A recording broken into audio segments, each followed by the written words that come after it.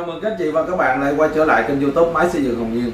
Hôm nay thì Nhiên sẽ review lại cho các chị xem hai cái sản phẩm là hai cái máy hàng thương hiệu VAC. Thì tại sao Nhiên làm lại hai con máy hàng này?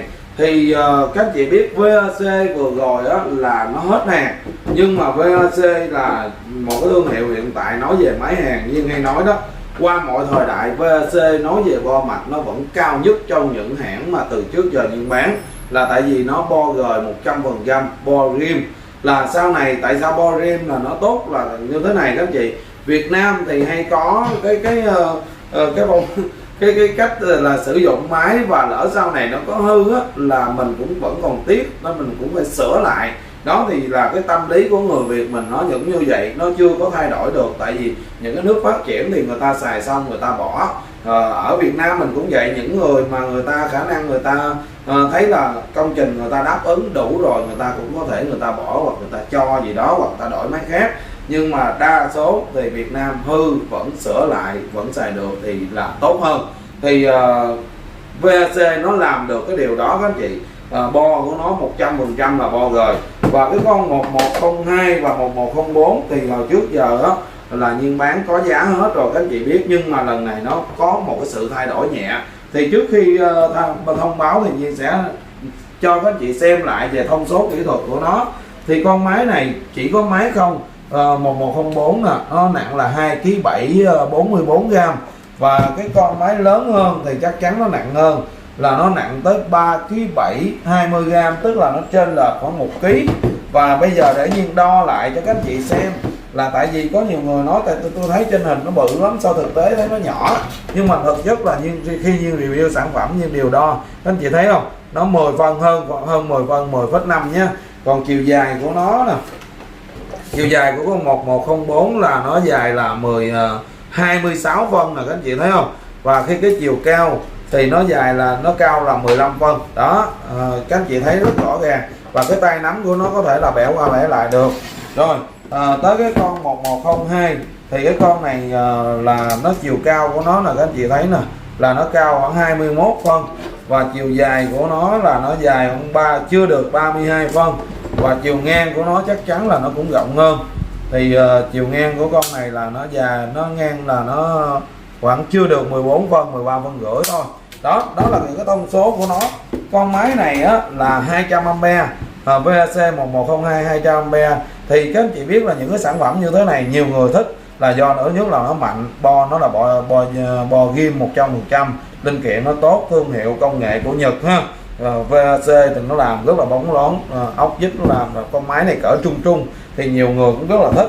Và có những người thì thích con máy nhỏ gọn hơn, giá tiền nó rẻ hơn thì xài con này. Đặc biệt hai con máy này các anh chị thấy nè, quạt của nó làm cực kỳ là lớn, các anh chị thấy chưa, quạt nó làm rất là lớn luôn để nó giải nhiệt tốt hơn. Và cái con máy nhỏ này á thì dây nó chưa được 3 mét các anh chị, dây nó tầm đâu đó 3 mét, nhưng mà nhiên thấy vẫn chưa được 3 mét, khoảng 2 mét mấy thôi.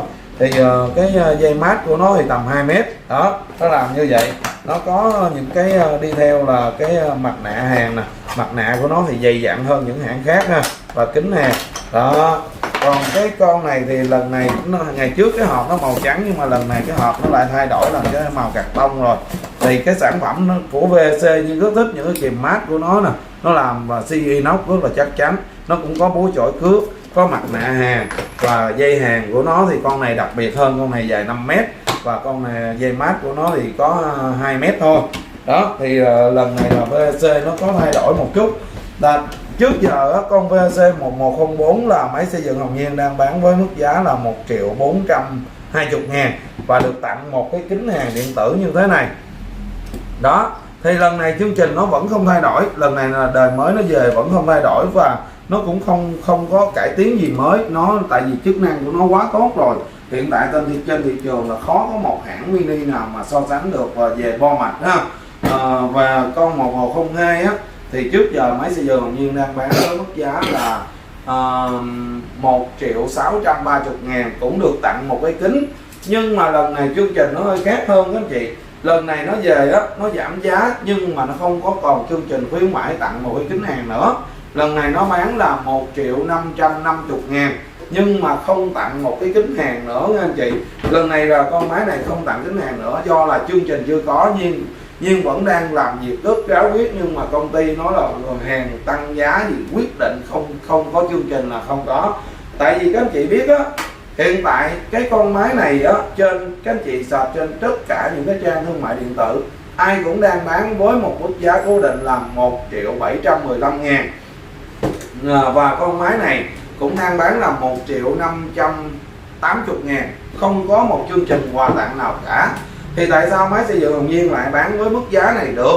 Là lý do xin thưa các anh chị, máy xây dựng Hồng Nhiên là một nhà phát triển thương hiệu cùng công ty, và cái số lượng viên đạt rất là lớn, nên là công ty lúc nào cũng ưu tiên hỗ trợ cho máy xây dựng Hồng Nhiên. Và đặc biệt máy xây dựng Hồng Nhiên sẽ được bảo hành 15 tháng trên những con máy như thế này.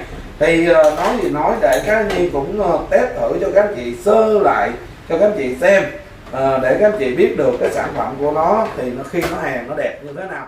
Khi chúng ta cắm điện vào thì những con máy như thế này, các anh chị biết một cái sự tiện lợi của nó là cái quạt nó rất mạnh, cái quạt nó rất mạnh, nó lợi thế. Các anh chị nghe nó chạy tức là khi đó nó lợi thế là nó giải nhiệt rất lẹ. Đó, đồng hồ điện tử hiển thị cái nào cũng có. Đây là một cái thiết kế nhưng rất là thích của VAC, là thiết kế nó hoàn hảo. Máy lớn thì mặt nhựa ốp trước ốp sau, quạt nó âm phía trong để chống những cái vật lạ rớt vô hư quạt ha. Còn con máy nhỏ rất là gọn gàng, quay sách và rất là tinh tế. Thì những sản phẩm như thế này á thì được một cái các anh chị biết là nó tích hợp một công nghệ chống giật ở bên trong, nên là đôi khi là Nhiên nắm đũa hàng và Nhiên thay và Nhiên vẫn đứng trên này thì nó vẫn rất là ok ha. Nó chỉ là các anh chị biết là những con máy hàng điện tử á, đôi khi mà các anh chị gờ vô máy nó mát nhẹ nhẹ, là cái đó là cái nó có một dây mát tiếp ra, là cái đó là chuyện bình thường. Các anh chị có nhiều người nói ủa sao tôi gờ vô máy tôi nghe nó tê tê, khi đó là chân các anh chị tiếp đất thì nó có một cái tê tê nhẹ, đó là điện DC một vài von, mười mấy von không đáng kể ha. Cái máy hàng nào hầu như nó cũng phải có chức năng đó để nó làm mối hàng đẹp hơn, đó là tiếp mát ha. Rồi thì bây giờ nói gì nói, Nhiên cũng test cái máy lớn, Nhiên sẽ test thử cái đũa là 4 ly cho các anh chị xem luôn, đũa lớn luôn. Còn cái máy nhỏ Nhiên test thử 3 ly 2. Chắc chắn là những cái máy như thế này các anh chị có thể hàng inox vô tư, tại vì DC mà chúng ta mua đũa inox thì chúng ta hàng thôi. Thì bây giờ để Nhiên test thử con máy nhỏ trước, xem khi nó hàng đũa 3 ly 2 nó hàng có ngọt hay không.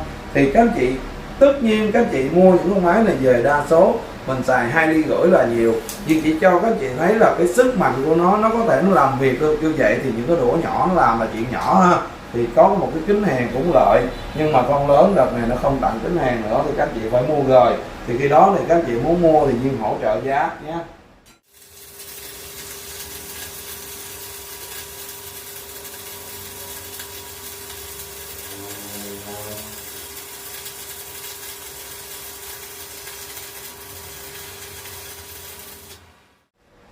Quá nhẹ nhàng, quá đơn giản với đũa hàng 3 ly 2 ha. Thì bây giờ mình sẽ test thử con đũa hàng lớn của con máy lớn xem nó làm việc như thế nào.